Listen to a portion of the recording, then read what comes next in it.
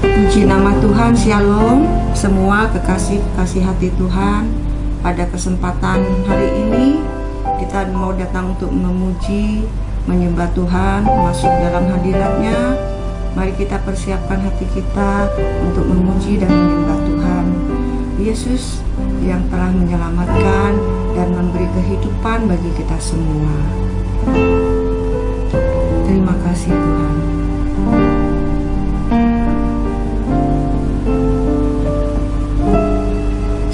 Sekalipun aku dalam lembah gelap, ku tak takut sebab Kau besertaku.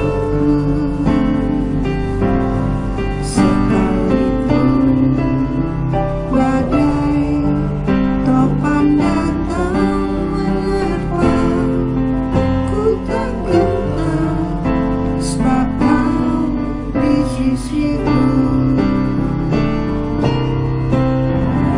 Aku percaya berkat-Mu atasku melimpah, kebajikan, kemurahan selalu mengikutiku. Ku puji, ku sembah Kau Tuhan. Lebih lagi pujikan bagi Tuhan. Sekalipun aku dalam lembah gelap, ku tak takut sebab Kau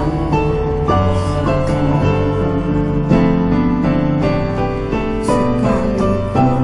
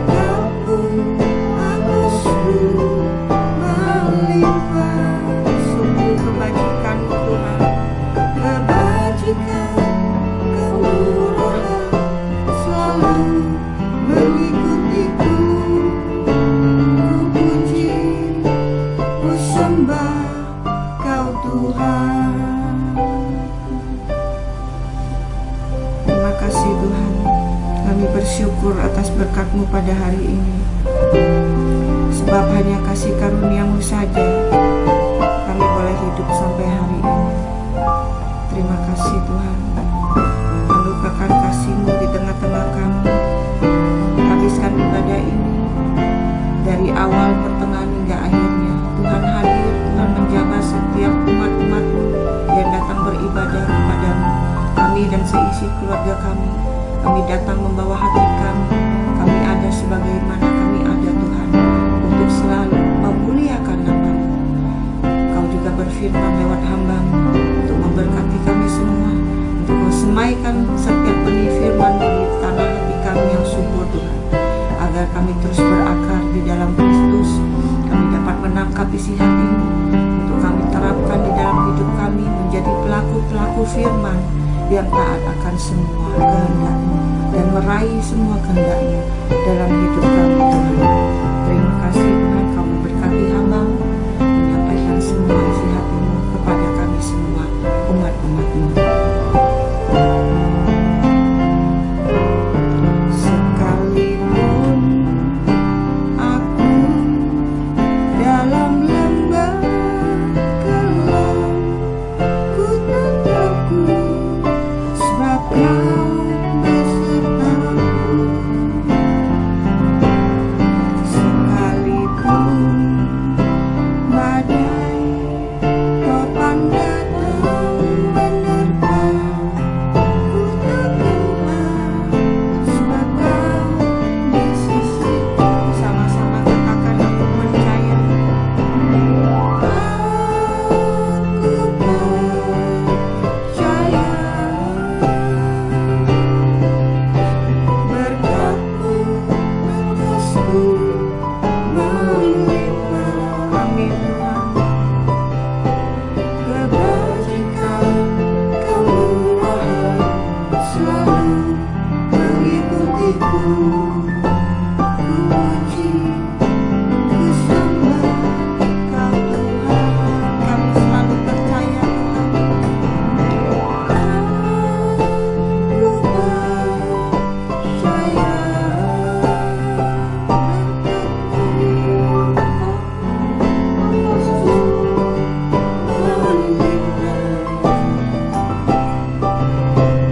kebajikan, kemurahan selalu mengikutiku. Ku puji, ku sembah Kau Tuhan. Kami puji, ku puji, ku sembah Kau Tuhan. Kami puji Engkau.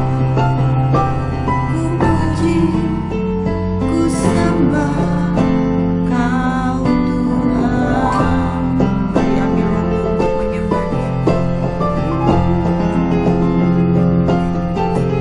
Terima kasih Yesus, kami sembah. Haleluya.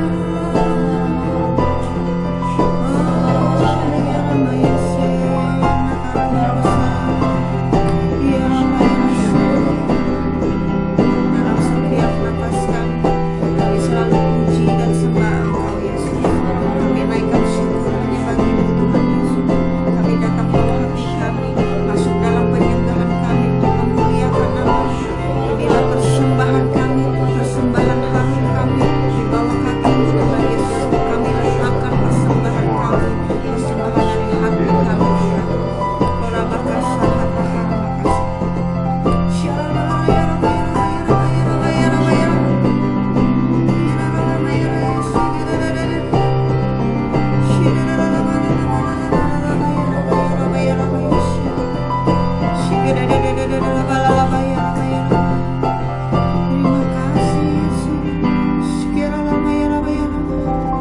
Terima kasih Yesus. Kami naikkan syukur bagi-Mu Yesus. Layakkan setiap kami sembah Engkau Tuhan. Kami tinggikan Engkau Yesus.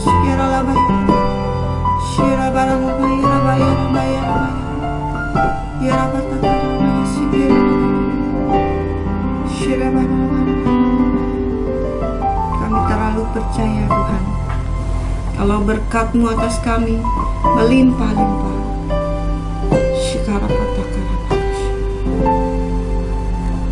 Katakan, aku percaya. Aku percaya. Katakan, berkat-Mu atasku. Berkat-Mu atasku melimpah. Hanya kebajikan-Mu saja Tuhan. Kebajikan, kemurahan selalu mengikutiku. Ku puji, ku sembah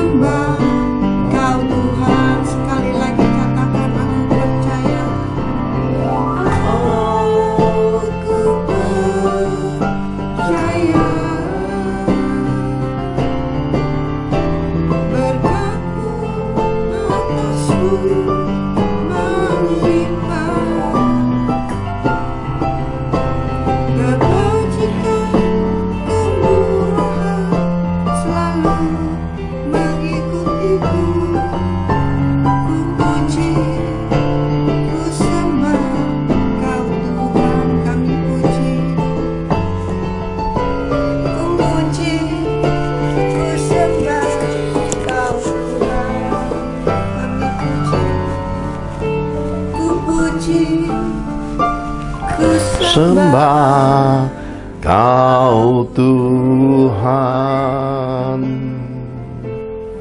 Betapa kami bersyukur hari-hari hidup kami Tuhan menyertai, Tuhan melindungi dan Tuhan memberkati kami. Terima kasih Tuhan untuk segala kebaikannya Tuhan beri. Hari lepas hari, bulan lepas bulan, tahun lepas tahun, kami ada sampai hari ini oleh karena kasih kebaikan dan kemurahan Tuhan yang melimpah dalam hidup kami. Terpuji-puji nama-Mu Bapa. Berfirman dan berkati kami semua. Curahkan roh hikmat, pengertian, pengenalan benar akan Kau, dan berkati kami semua di dalam nama Tuhan Yesus Kristus. Kami telah berdoa dan mengucap syukur. Mari semua kita cinta Tuhan Yesus, sama-sama katakan amin. Shalom Bapak Ibu terkasih di dalam Tuhan. Minggu yang lalu kita sudah lihat pas pertama dari berkat warisan. Kita sudah lihat 3 bagian. Berkat-berkat kehidupan, berkat-berkat keuangan, berkat-berkat kebahagiaan. Nah, pada part kedua dari berkat warisan hari ini ada sisa 2 bagian yang akan kita pelajari bersama-sama. Mari kita lihat lebih dulu pada sisi yang keempat, berkat-berkat garis keturunan. Kita mau lihat lebih dekat pemahaman berkat-berkat garis keturunan ini. Mari bersama-sama kita buka Roma 9 ayat 1 sampai yang ke-5. Roma 9 ayat 1 sampai 5. Beginilah firman Tuhan. Aku mengatakan kebenaran dalam Kristus. Aku tidak berdusta. Suara hatiku turut bersaksi dalam Roh Kudus bahwa aku sangat berduka cita dan selalu bersedih hati.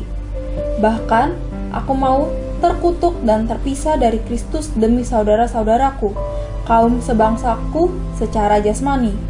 Sebab mereka adalah orang Israel, mereka telah diangkat menjadi anak, dan mereka telah menerima kemuliaan dan perjanjian-perjanjian dan hukum Taurat dan ibadah dan janji-janji. Mereka adalah keturunan bapa-bapa leluhur yang menurunkan Mesias dalam keadaannya sebagai manusia yang ada di atas segala sesuatu. Ia adalah Allah yang harus dipuji sampai selama-lamanya. Amin. Amin. Bapak Ibu terkasih di dalam Tuhan, bicara tentang berkat-berkat garis keturunan, Rasul Paulus adalah garis keturunan Israel. Seorang yang saleh, terpandang menurut agama Yahudi, menganiaya orang-orang Kristen pada kegerakan gereja mula-mula. Dan satu perjalanan Paulus yang dulunya bernama Saulus berjumpa pribadi dengan Yesus, matanya jadi buta. Kemudian oleh murid Yesus diperintahkan roh, didoakan, dibaptis, matanya terbuka kembali. Suatu ungkapan hati yang luar biasa dari seorang Rasul Paulus tentang Israel. Dikatakan jelas, Israel secara lahiriah adalah anak yang diangkat Tuhan, yang dipilih Tuhan, bangsa yang sejak semula menerima pengenalan pribadi akan Tuhan. Tetapi amat disayangkan, bangsa yang telah menerima ketetapan Tuhan, hukum-hukum Tuhan, bahkan tata cara ibadah ini, ketika Tuhan berkarya lewat kehadiran Yesus Kristus di muka bumi untuk karya penebusan yang sudah dinyatakan oleh nubuatan banyak nabi, ternyata bangsa Israel menolak Yesus, bahkan menyalibkan Yesus. Keadaan yang disadari oleh Rasul Paulus ini membuat dia merasa suatu perasaan sedih, kesedihan yang mendalam atas bangsanya sendiri. Bahkan Rasul Paulus berkata tentang dirinya, kalau boleh dipertukarkan, Rasul Paulus mau merasa terkutuk dan terpisah kalau bangsa Israel mau kenal Yesus Kristus sebagai Tuhan dan Juru Selamat. Suatu keadaan yang luar biasa. seseorang yang peduli akan garis keturunannya, seseorang yang peduli atas bangsanya, seseorang yang tahu di luar terang kasih Yesus, penghukuman dan neraka telah tersedia. Meskipun kiblatnya agama, Rasul Paulus yang semula sama seperti bangsa Israel yang keluar dari kegelapan agamawi ini, melihat terang dan kebenaran yang sesungguhnya di dalam kasih pengorbanan Yesus ini, tahu persis keselamatan ini harus sampai kepada garis keturunannya. Apakah kita hari-hari ini juga peduli? Apakah kita memberi warisan pengenalan Tuhan, warisan keselamatan ini bagi keluarga kita, bagi orang-orang di dekat kita, terutama bagi bangsa kita? Apa yang kita kerjakan? Apa yang kita wariskan dari keselamatan sorga yang kita terima di dalam Yesus Kristus ini kepada bangsa kita, kepada keluarga kita? Bapak Ibu terkasih dalam Tuhan, ada banyak orang menyimpan berkat kekayaan keselamatan dari Yesus, menyimpan di dalam hidupnya, dan mereka terjerumus masuk ke dalam kesibukan duniawi. Mereka lupa amanat agung Yesus diberikan kepada semua orang yang sudah menerima harta kekayaan keselamatan surgawi ini untuk jadi berkat bagi sisi bumi ini. Terus mulai dari keluarga sendiri, lalu bangsa kita, hingga bangsa-bangsa, bahkan kepada semua makhluk. Jadi Bapak Ibu terkasih di dalam Tuhan, Tuhan pesankan lewat berkat warisan tahun ini, lewat berkat-berkat garis keturunan ini, mulailah peduli kepada keluargamu, mulailah peduli kepada bangsamu, mulailah ingat akan amanat agung Tuhan Yesus, sebab hari-hari kedatangan Tuhan semakin dekat. Nah, Bapak Ibu terkasih di dalam Tuhan, ada banyak firman yang akan disampaikan. Saya berharap perlahan-lahan kita bisa nangkap maksud Tuhan, dan dengan batas kesabaran, kasih, dan hati yang Tuhan percayakan, kita bisa menangkap maksud Tuhan di balik apa yang disampaikan mulai tahun ini. Mari kita lihat pemahaman yang lebih mendalam di dalam Roma 9 ayat 6 sampai yang ke-16. Roma 9 ayat 6 sampai 16. Beginilah firman Tuhan. Akan tetapi firman Allah tidak mungkin gagal, sebab tidak semua orang yang berasal dari Israel adalah orang Israel, dan juga tidak semua orang yang terhitung keturunan Abraham adalah anak Abraham. Tetapi yang berasal dari Ishak yang akan disebut keturunanmu. Artinya, bukan anak-anak menurut daging adalah anak-anak Allah, tetapi anak-anak perjanjian yang disebut keturunan yang benar. Sebab firman ini mengandung janji. Pada waktu seperti inilah aku akan datang dan Sarah akan mempunyai seorang anak laki-laki. Tetapi bukan hanya itu saja. Lebih terang lagi ialah Ribka yang mengandung dari satu orang, yaitu Ishak, bapa leluhur kita. Sebab waktu anak-anak itu belum dilahirkan dan belum melakukan yang baik atau yang jahat, supaya rencana Allah tentang pemilihannya diteguhkan, bukan berdasarkan perbuatan, tetapi berdasarkan panggilannya. Dikatakan kepada Ribka, anak yang tua akan menjadi hamba anak yang muda. Seperti ada tertulis, aku mengasihi Yakub tetapi membenci Esau. Jika demikian, apakah yang hendak kita katakan? Apakah Allah tidak adil? Mustahil. Sebab ia berfirman kepada Musa, aku akan menaruh belas kasihan kepada siapa aku mau menaruh belas kasihan, dan aku akan bermurah hati kepada siapa aku bermurah hati. Jadi hal itu tidak tergantung pada kehendak orang atau usaha orang, tetapi kepada kemurahan hati Allah. Amin. Amin. Bapak Ibu terkasih di dalam Tuhan, Rasul Paulus menuliskan di dalam surat Roma bahwa firman Allah tidak mungkin gagal. Suatu keadaan secara kepastian dipahaminya dari Taurat menuju kepada kegenapan kasih Yesus di dalam Injilnya. Dikatakan jelas firman Allah tidak mungkin gagal. Tidak semua orang yang berasal dari Israel itu adalah orang Israel. Wow, ini luar biasa sekali. Kenapa? Bicara tentang berkat-berkat garis keturunan, tidak semua yang dari Israel itu orang-orang Israel. Saya setuju Bapak Ibu. Kenapa? Kalau kita pergi ke wilayah Timur Tengah, tidak semua di dalam Israel itu benar-benar orang asli Israel. Bisa juga pendatang dari Arab, bisa pendatang dari suku bangsa lain. Bicara tentang berkat-berkat garis keturunan ini, bicara tentang kemurnian aliran darah. Suatu keadaan yang sudah diwariskan. Jadi warisan yang semula dari lahiriah ini ditransformasi Tuhan. Kenapa? Karena Tuhan melakukan pemilihan.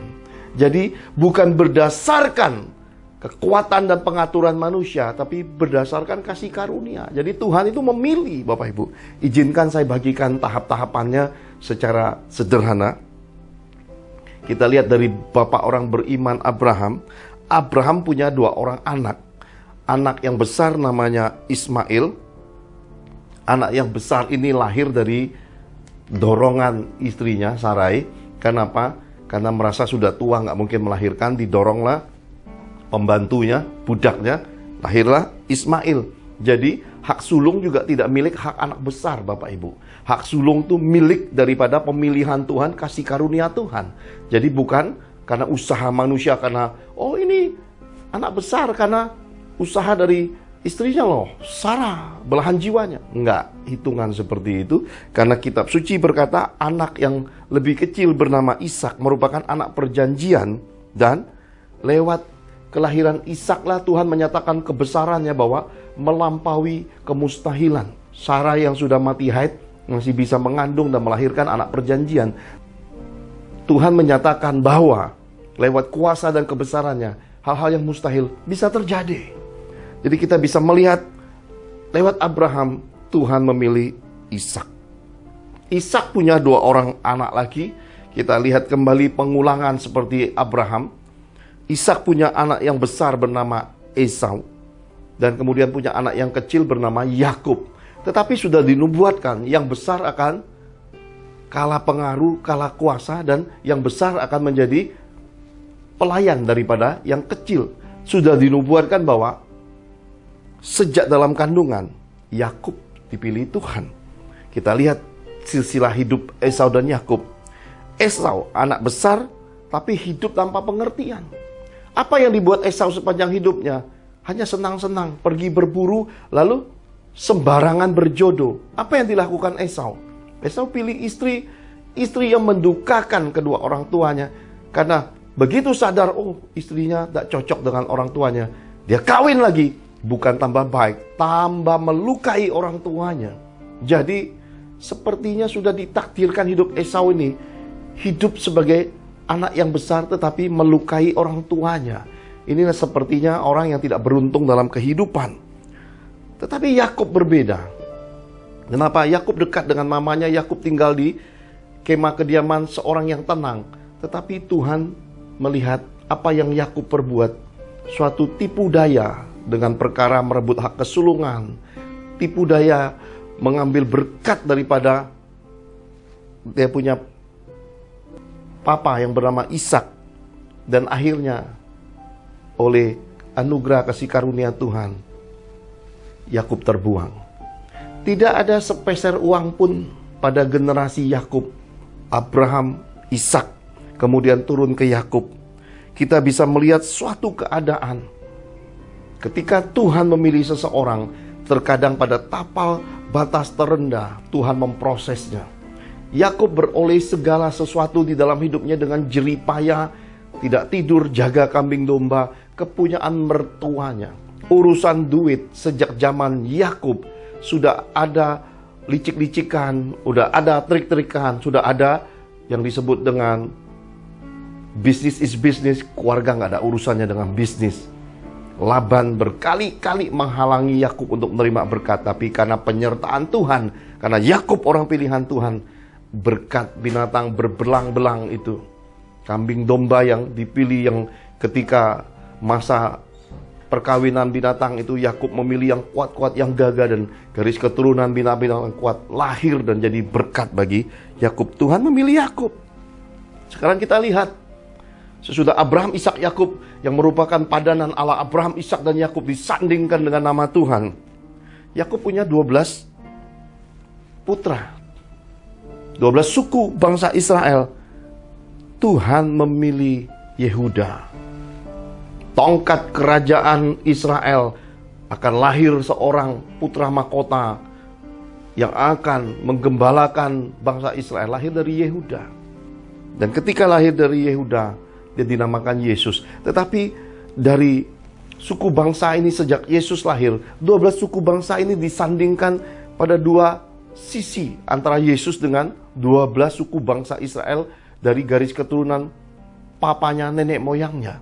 Kita menemukan bahwa Yesus membawa firman dan roh, sementara ke-12 suku bangsa Israel yang kita kenal dengan istilah Taurat itu membawa tata cara ibadah, konsep agamawi, kemudian Farisi Tauratnya mereka bawa di situ. Lalu kita tahu dengan pasti ketika Yesus dan Taurat Israel disandingkan, roh kalah dengan daging. Sama-sama kepunyaan Tuhan, tetapi yang satu bernuansa daging, satu bernuansa roh. Roh disalibkan, ya, Yesus disalibkan. Kitab suci dengan jelas menunjukkan kepada kita 3,5 tahun karya Roh Kudus lewat Yesus. Orang buta melihat, orang lumpuh berjalan, yang kusta ditahirkan, yang mati dibangkitkan, kesembuhan, kelepasan setan-setan di mana-mana terjadi. Umat Tuhan melihat tahun rahmat Tuhan, kerajaan Allah yang datang. Tetapi ketika agamawi disandingkan dengan kasih yang dari sorga, kasih dari sorga kalah. Pemahaman ini kita harus dapat bahwa yang waras, yang benar, yang suci, yang tulus, yang murni, itu pasti akan dikalahkan di dunia ini. Kenapa? Karena memang selalu segala sesuatu munculnya dari rame-rame, kemudian kedagingan, unsur kekerasan, pemaksaan, tekanan, selalu mendominasi di dalam kehidupan beragama. Kita bisa lihat sejak zaman Yesus dengan 12 suku bangsa Israel. Yesus disalibkan, Bapak Ibu. Lalu siapa yang dipilih antara Yesus yang disalibkan dengan Taurat? Dua-duanya masih diberi Tuhan kesempatan di muka bumi. Taurat masih eksis sampai hari ini. Yesus yang disalibkan, dibangkitkan. Karena roh tidak mungkin mati. Karena firman Allah tidak pernah gagal. Karena semuanya pemilihan Tuhan. Karena semuanya bukan karena jeripaya dan usaha manusia. Semuanya karena kasih karunia. Yesus dibangkitkan dan mulai kegerakan roh. Maka kita temukan hari ini kekristenan dengan Taurat, bahkan banyak agama muncul di dunia. Lalu siapa yang Tuhan pilih? Kenapa? Di dalam kekristenan sendiri terbagi dua lagi. Kita bisa melihat suatu keadaan bahwa orang-orang Kristen terbagi dua ini diperumpamakan jelas sekali seperti binatang di dalam kitab suci, ya. Dua binatang ini menggambarkan keadaan orang-orang Kristen akhir zaman. Ayo kita lihat sama-sama Matius 25 ayat 31 sampai yang ke-46. Injil Matius 25 ayat 31 sampai 46. Demikian firman Tuhan. Apabila Anak Manusia datang dalam kemuliaannya dan semua malaikat bersama-sama dengan Dia, maka Ia akan bersemayam di atas tahta kemuliaannya. Lalu semua bangsa akan dikumpulkan di hadapannya, dan Ia akan memisahkan mereka seorang daripada seorang, sama seperti gembala memisahkan domba dari kambing, dan Ia akan menempatkan domba-domba di sebelah kanannya dan kambing-kambing di sebelah kirinya. Dan raja itu akan berkata kepada mereka yang di sebelah kanannya, "Mari, hai kamu yang diberkati oleh Bapa-Ku, terimalah kerajaan yang telah disediakan bagimu sejak dunia dijadikan. Sebab ketika aku lapar, kamu memberi aku makan. Ketika aku haus, kamu memberi aku minum. Ketika aku seorang asing, kamu memberi aku tumpangan. Ketika aku telanjang, kamu memberi aku pakaian. Ketika aku sakit, kamu melawat aku. Ketika aku di dalam penjara, kamu mengunjungi aku." Maka orang-orang benar itu akan menjawab Dia, katanya, "Tuhan, bila manakah kami melihat Engkau lapar dan kami memberi Engkau makan, atau haus dan kami memberi Engkau minum? Bila manakah kami melihat engkau sebagai orang asing dan kami memberi engkau tumpangan atau telanjang dan kami memberi engkau pakaian? Bila manakah kami melihat engkau sakit atau dalam penjara dan kami mengunjungi engkau? Dan raja itu akan menjawab mereka, Aku berkata kepadamu, sesungguhnya segala sesuatu yang kamu lakukan untuk salah seorang dari saudaraku yang paling hina ini, kamu telah melakukannya untuk aku. Dan ia akan berkata juga kepada mereka yang di sebelah kirinya, Enyalah daripada hadapanku, hai kamu orang-orang terkutuk, enyalah ke dalam api yang kekal yang telah sedia untuk iblis dan malaikat-malaikatnya. Sebab ketika aku lapar, kamu tidak memberi aku makan, ketika aku haus, kamu tidak memberi aku minum, ketika aku seorang asing, kamu tidak memberi aku tumpangan, ketika aku telanjang, kamu tidak memberi aku pakaian, ketika aku sakit dan dalam penjara, kamu tidak melawat aku. Lalu mereka pun akan menjawab dia, katanya, Tuhan, bila manakah kami melihat engkau lapar atau haus atau sebagai orang asing atau telanjang atau sakit atau dalam penjara dan kami tidak melayani engkau? Maka ia akan menjawab mereka, Aku berkata kepadamu, sesungguhnya segala sesuatu yang tidak kamu lakukan untuk salah seorang dari yang paling hina ini, kamu tidak melakukannya juga untuk aku. Dan mereka ini akan masuk ke tempat siksaan yang kekal, tetapi orang benar ke dalam hidup yang kekal. Amin. Amin. Bapak Ibu terkasih di dalam Tuhan, kita bisa melihat Yesus memberikan perumpamaan kerajaan sorga itu milik siapa. Di sebelah kirinya kita tahu adalah gambaran binatang, kambing-kambing. Sedangkan di sebelah kanannya adalah gambaran binatang, domba-domba. Karena Yesus menempatkan dirinya sebagai gembala daripada binatang-binatang, yaitu seisi dunia ini. Maka kita tahu bahwa dua perumpamaan ini artinya luas. Bukan hanya di dalam kekristenan, tetapi juga di dalam semua agama dan kepercayaan. Karena Tuhan menempatkan dirinya sebagai gembala agung dunia ini. Apa kuncinya? Kita sedang bicara berkat-berkat garis keturunan. Yesus Bapa Gereja.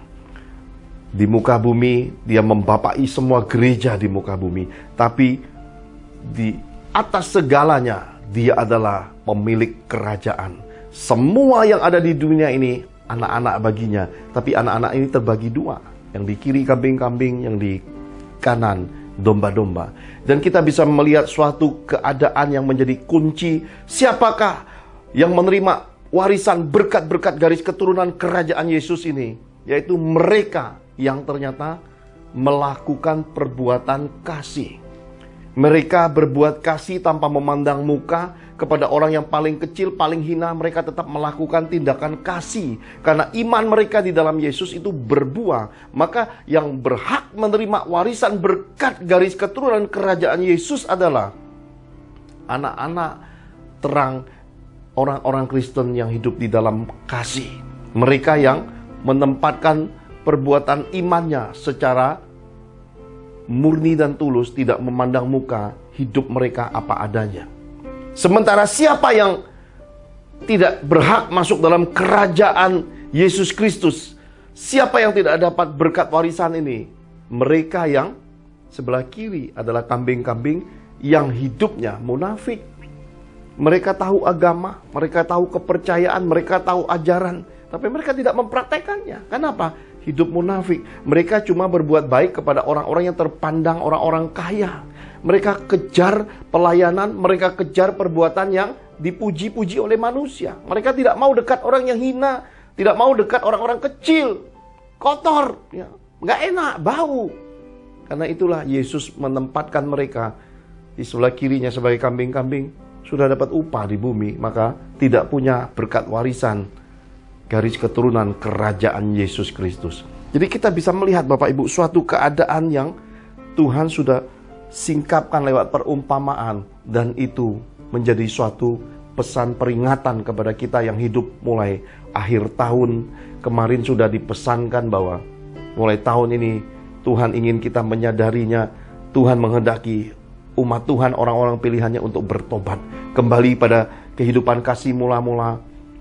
Milikilah perbuatan kasih yang tulus dan murni, dan hiduplah dengan perbuatan-perbuatan iman yang terpuji, memuliakan Tuhan dengan segenap hati, mengasihi Tuhan dengan segenap hati, mengasihi sesama. Hidup jadi berkat selagi hidup, selagi ada kesempatan, hidup mengumpulkan harta di sorga. Haleluya.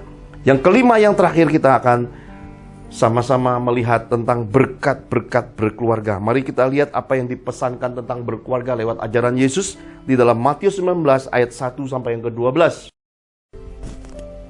Matius 19 ayat 1 sampai 12. Beginilah firman Tuhan.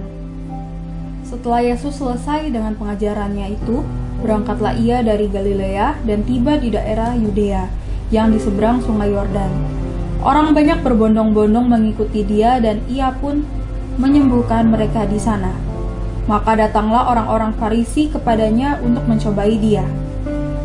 Mereka bertanya, apakah diperbolehkan orang menceraikan istrinya dengan alasan apa saja? Jawab Yesus, tidakkah kamu baca bahwa Ia yang menciptakan manusia sejak semula menjadikan mereka laki-laki dan perempuan? Dan firman-Nya, sebab itu laki-laki akan meninggalkan ayah dan ibunya dan bersatu dengan istrinya, sehingga keduanya itu menjadi satu daging. Demikianlah mereka bukan lagi dua, melainkan satu. Karena itu, apa yang telah dipersatukan Allah tidak boleh diceraikan manusia. Kata mereka kepadanya, jika demikian, apakah sebabnya Musa memerintahkan untuk memberikan surat cerai jika orang menceraikan istrinya? Kata Yesus kepada mereka, karena ketegaran hatimu, Musa mengizinkan kamu menceraikan istrimu, tetapi sejak semula tidaklah demikian. Tetapi aku berkata kepadamu, barang siapa menceraikan istrinya kecuali karena zina, lalu kawin dengan perempuan lain, ia berbuat zina. Murid-murid itu berkata kepadanya, jika demikian, halnya hubungan antara suami dan istri, lebih baik jangan kawin. Akan tetapi ia berkata kepada mereka, tidak semua orang dapat mengerti perkataan itu, hanya mereka yang dikaruniai saja.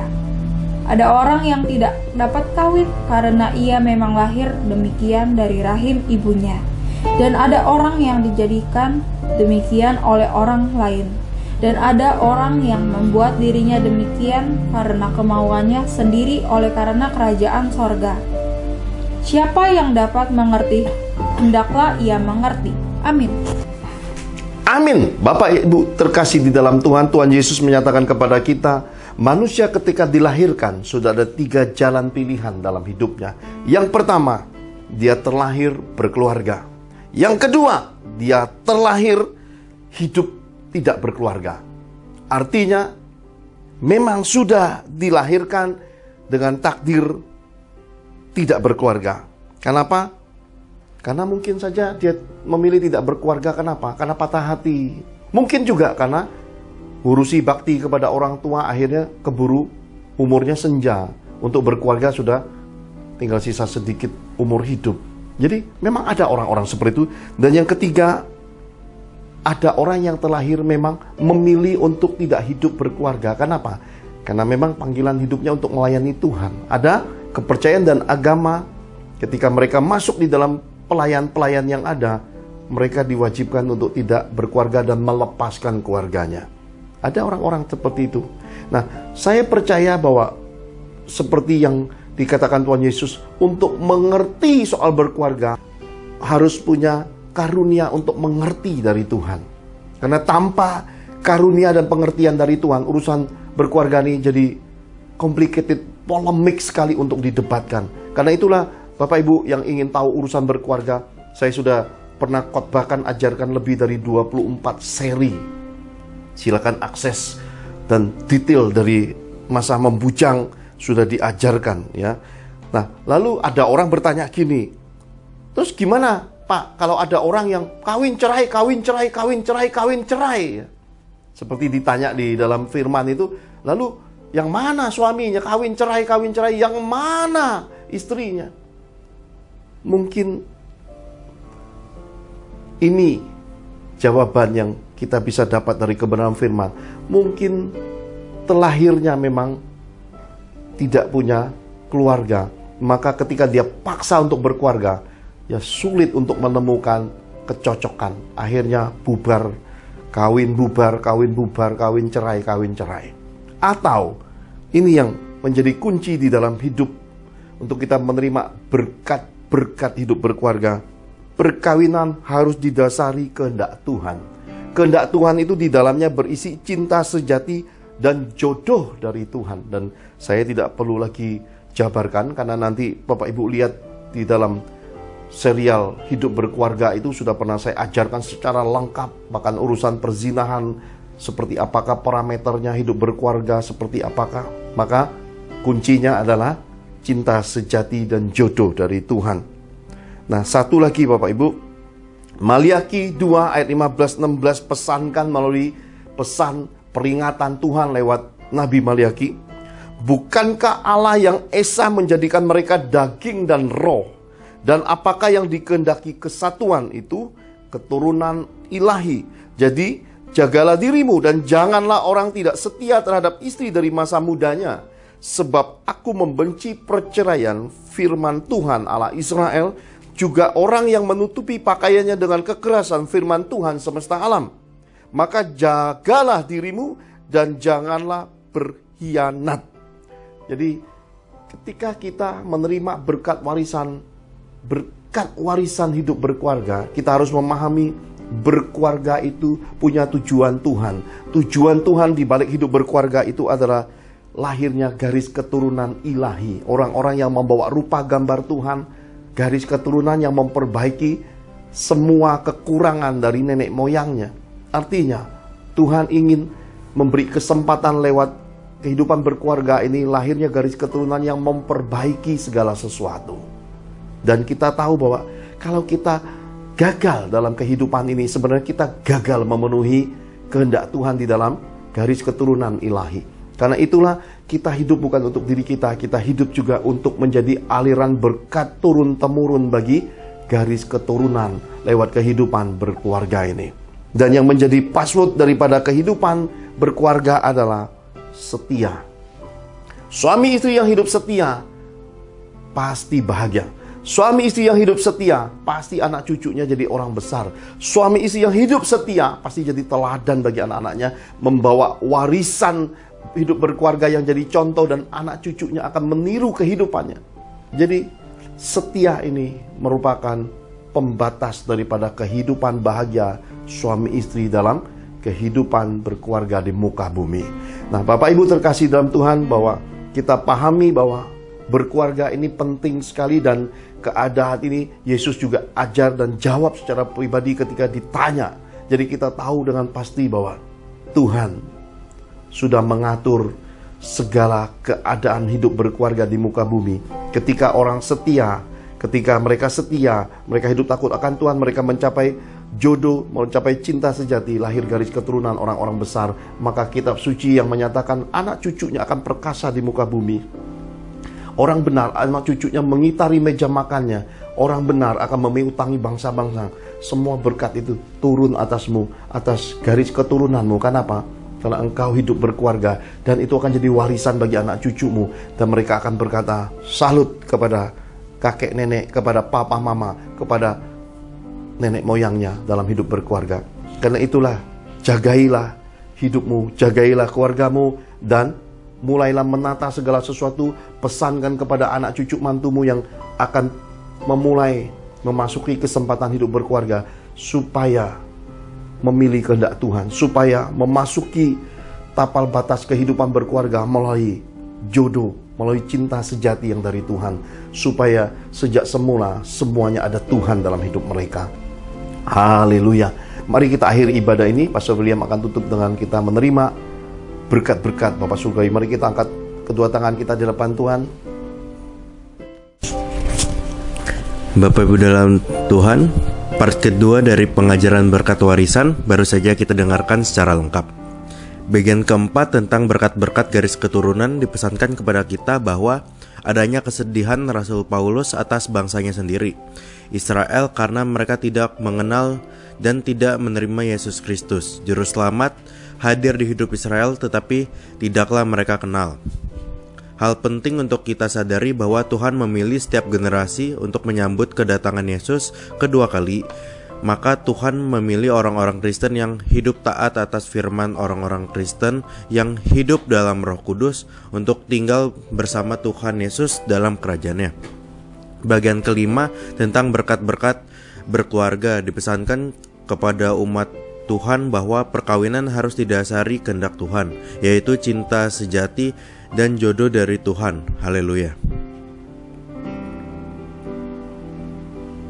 Bapak Ibu terkasih dalam Tuhan, kita akhiri ibadah kita dengan bersehati doa menerima berkat-berkat Bapa Sorgawi. Mari kita angkat kedua tangan kita di hadiratnya. Dalam nama Tuhan Yesus Kristus, terbukalah tingkap-tingkap langit, semua taburan benih dan ketaatan hidup kita beroleh kegenapan firman-Nya. Kita menabur dan menuai, kita dipeliharanya, kita dibelanya, kita disertainya, dan kita diberkatinya. Maka tercurahlah berkat Bapa Sorgawi, engkau akan terus naik dan tidak menjadi turun. Engkau akan menjadi kepala dan bukan ekor, adunanmu, lumbung-lumbungmu, rekening bank dan kas keuanganmu diisi Tuhan penuh. Berkat bangsa-bangsa pun masuk dalam kapasitas hidupmu.